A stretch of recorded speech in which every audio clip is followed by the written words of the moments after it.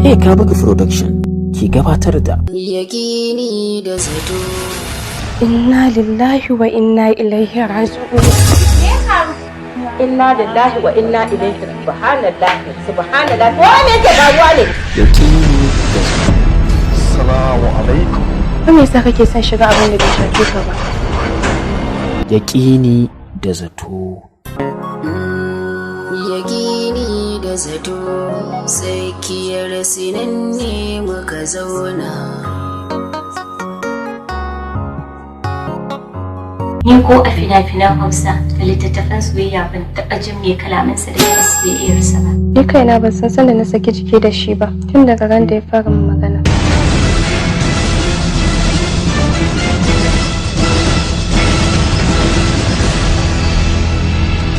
Yaƙini da zato. Lamarin yanzu yana bani tsoro.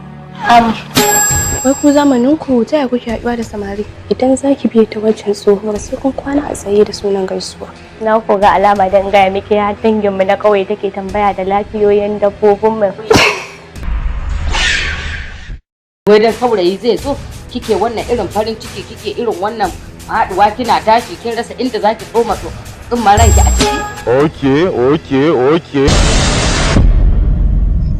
Yaƙini da zato. Shiryawa, Abdul M. Sakago. ɗaukar nauyi, Zahardin Yusuf Abubakar. da Umar, gwani na gwanaye haziƙin daranta. Abdulhamid Abdulkadir Benjamin. Yaƙini da zato yana nan tafi.